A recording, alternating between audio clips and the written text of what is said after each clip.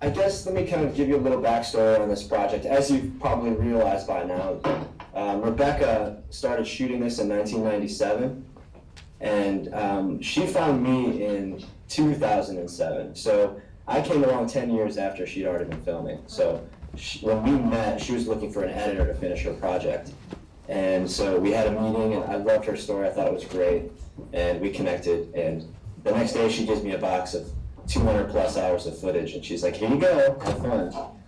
And so I did. I spent 6 months going through all the footage and figuring it out, and I realized through all that there was a great story there, but there were a lot of holes. And so I spent the last 4.5 years kind of refilming some interviews and filming new interviews, and filming like her running and filming the dinner table scene, things like that, to kind of tell the complete story. And also, it was, when I got all the footage, it was really just a story about her brother Paul. There was really no mention of her personal issues, her family issues, and that made a good story and all, but I mean, as you guys have probably realized, the real story is Rebecca and kind of the whole family dynamic. So it was interesting. It was an interesting 4.5 years putting this thing together and coming up with a plan that makes sense to people who are seeing it for the first time. So, do you know, for having this, I'm thinking funding-wise, I mean, how have you paid to make such a film, especially if you've been working on it for such a long time? Is a lot of it Rebecca's footage, or? Yeah, a lot of it is, I mean, most of the stuff with, her running around with Call is stuff that she shot before I even came in the picture. And it was a passion project for her. So she's been funding this through her own pockets over 14 years. So,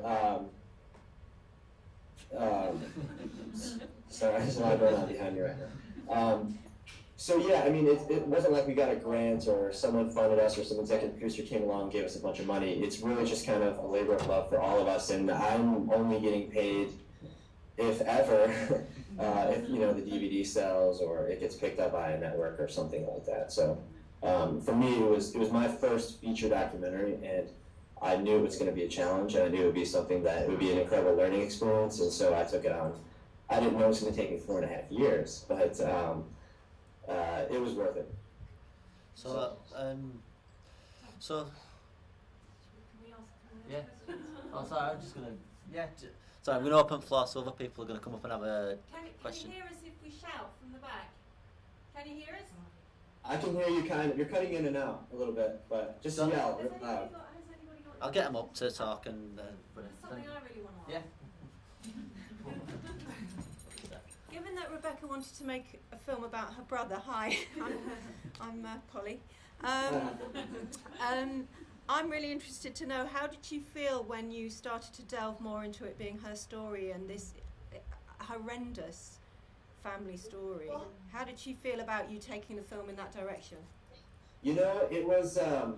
It was an easy decision for me because I could see how important this was to the full picture of what was going on.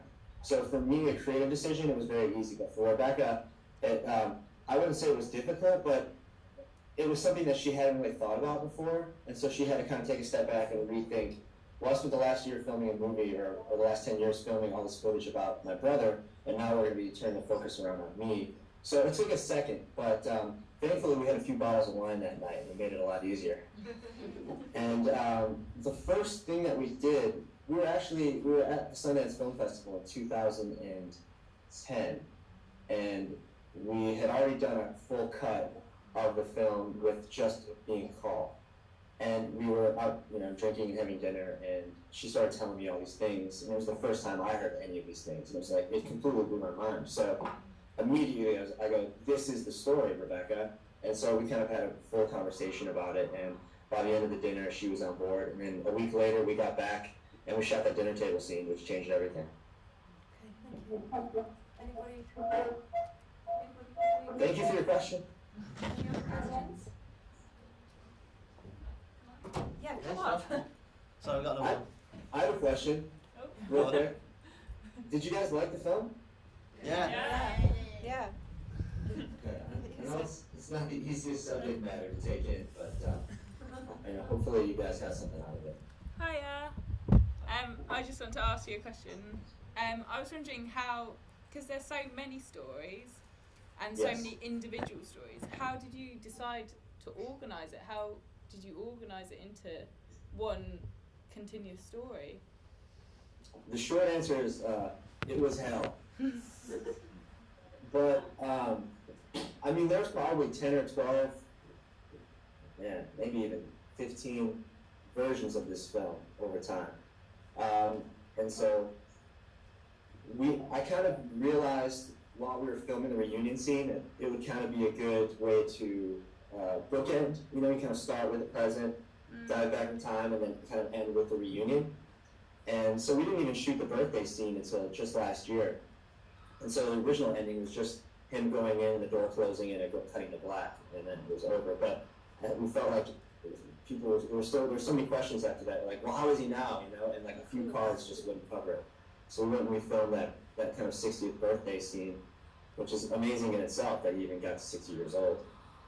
But it was a lot of trial and error. You know, there's so much footage, and you're just kind of laying it all out on the timeline and putting it together and going, you know, that works, or no, that doesn't work, let's start over. So, I mean, there's a reason it took 4.5 years, and it really is just, you just have to dedicate your time to it. You can't half-ass, you know, a project of this scope. You just really need to dedicate your life to it. And it sucks for my wife, who hated me for 4 years, so she never saw me, but we're all happy that it's done now, and it's the best we think it could possibly be. So, oh, and also, I was the editor, producer, director, writer, whatever. So one regret I have is not having someone creative. You know, Rebecca's creative, but someone who kind of knows film, like sitting in and giving me a second opinion. You know, it was really just me in a dark hole, editing for 4 years, and it probably could have been done quicker if I had someone else telling me, no, that's not a good idea. You know, so having a team is important. Don't do it all by yourself. Thank you. Yes. Are you all filmmakers, or some of you? Yeah, there's a few filmmakers in, and there's a few people that have come from the homeless charities nearby. I've got another question. Sure. Yeah, just talk. Hi. I like your movie, and I was thinking, I wanted to ask you, beside your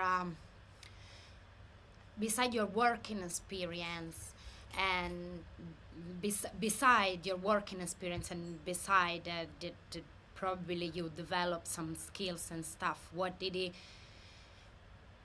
change in you personally? Because I believe every time you're writing a movie or you're shooting a movie, you know, you get into the characters that you're close to. So maybe in this case you get to know this kind of weird guy Cole and stuff. So I was thinking that it must change something in your point of view. Okay. In general. Yeah. So I was wondering what did it change personally as a person, not just as a director? Sure. Great question. Well, you never know. You look at people, you know, who may be homeless or who are talking to themselves or who just might not look quote unquote normal, and you kind of brush them off, or you don't give them a second thought. It's kind of normal to see one or two people around. And, you know, that's kind of the mentality that a lot of us have. It's just something it's over there and I'm over here, and that's that. And diving into something like this, which is such an emotional roller coaster for the family, and now me too, it really does change your perspective. And the main reason that Rebecca wanted to make this movie was to show that her brother Carl isn't just this crazy guy or this homeless guy, is that he's this person with a soul, and he's really funny, you know, and he's got a past, and, you know, he's got a memory, and, you know, he does have dreams, and he does have things that he likes, and he has his own talents. And I mean, he's a normal human being who's just, you know, been dealt a bad hand of cards. And so for me, it's changed everything, my perspective on everybody. You know, I don't just brush people off now. I know that everyone does have a story. I mean, I knew that in the past, but it's easy to just blow it off. So you can't help but put yourself in those people's shoes and, you know, and want to be there for them and want to help them. And it's definitely made me a better person working on this film. And I hope it makes people, at least open up some kind of new perspective for anybody who watches it. So, good question. Thank you. Thank you very much. Any other ones? Any questions? I've got another one. Good. Anybody else? So I'm not holding the limelight. Sorry. Hi, it's me again. Hey, Howard. So well done. Seeing as this is part of the Homeless Film Festival, and this is what the whole festival is about. It's about opening up discussions about homelessness and thinking about how can we get these stories out? How are you going to use this? Are you going to use? Sorry, not how. Are you going to use this film in some kind of campaigning way? Yeah, absolutely. We're already partnering with organizations across the U.S. and hopefully now in the U.K. and across the globe. One of them is NAMI, which is National Alliance on Mental Illness. They've been really strong allies, helping do community screenings of our film and promoting it in their blogs and so on and so forth. And also, we're starting to get in with some homeless organizations in the U.S. Being a part of the Homeless Film Festival was definitely a cool thing for us to kind of reach out to the UK and a homeless.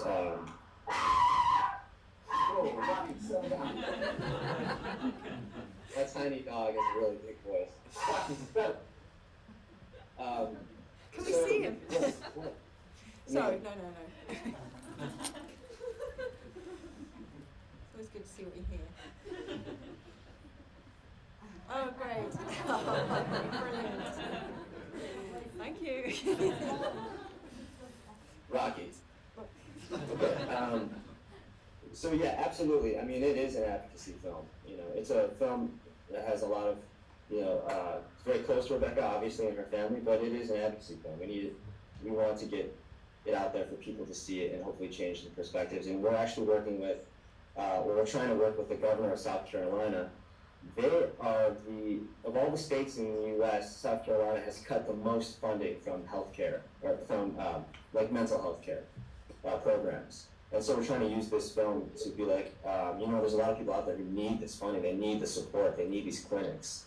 And so we're going to use it however we can. And if you have any ideas, please good. send me an email and let me know. We want to work with everybody. Well, good luck, because there's very similar things happening in Britain at the moment with a lot of funding to homeless organisations. Are you from St Andrews? Are you from St Andrews? No, sorry, you. Is it you? You are. Yeah. I don't know if you want to say anything about how your work's been affected at all. There is somebody here from one of the very well-known London. Oh no, she's looking. You don't have to do it. I work in fundraising, so I don't know too much about the policy, but it has a lot of our hostels have been affected. Some of them have closed down. So yeah, we have been affected. Did you hear that? No. Oh, she was just saying how their funding's really seriously taken a hit, and some of their services have had to close down. And I think what's really great about your film is that it's a very simple description of how most people who are homeless are the most vulnerable people in our society, and we absolutely have to work out ways to stop this being, stop them being the people that are taking the brunt of basically the bank's excesses. So we had a great thing on Monday where I don't know if you've ever seen a film called Kathy Come Home, which was made by Ken Loach in the 1960s. And the producer was here, and he was so angry. He was standing on the stage, and he's just says, we made this film in the 1960s, and it's now worse. Yeah. And I don't know, is homelessness a huge issue in the States? It's always an issue. I'm not sure how it compares to the rest of, the modern world, I guess you can say. I know that in the latest numbers I have are from 2009. So they're probably a little outdated, and they're probably worse now, but there's about 650,000 people that are homeless in the United States, which, is a lot of people. Yeah. And I think the biggest change from 2008 to 2009 that was the most worrisome was the percentage of not only individuals, but the percentage of entire families who are now homeless has increased. You know, it's not just one member of a family. With this economic crisis, it's putting entire families out on the streets. I mean, so it's become an even worse problem, absolutely. You know, it's probably the same everywhere else. Well, I think your film will be a really, really powerful tool in trying to, you know, open people's eyes to the issue. So congratulations for that. So thank you so much. You know, someone like Carl, he was lucky enough to have a dedicated caregiver, being Rebecca. You know, and that's what it took. It took 14 years to get him to like a stable place. You know, he was at a stable place at one point, and then he completely crashed again, and he almost disappeared again. So it's incredibly difficult with someone with his mental illness to keep them on track. And you know, a lot of the people out there just don't have someone that cares as much as Rebecca does. And you know, I don't even know how you could fix something like that. Yeah. Yeah, well, I mean, that was what I was thinking while I was watching your film. I was thinking about all the people that don't have somebody like Rebecca, and that must be the vast majority of people. Right. So it's great because it raises all these questions and makes all these comments. So yeah. Thank you so much for your Anybody else? Anybody? No. Well, I'll say thank you. Do you want to say thanks very much for showing us your film? Thank you guys so much for coming. If you guys could maybe tweet about the film or go on Facebook or whatever, and you know, let other people know that you enjoyed it. You know, that's all we can ask. We're not asking you to buy anything. We just want other people to see it. So. Yeah, we'll do. Turn it around so we can see us clapping. All right. Yeah. Sorry. This isn't bye anyway. Thank you very much.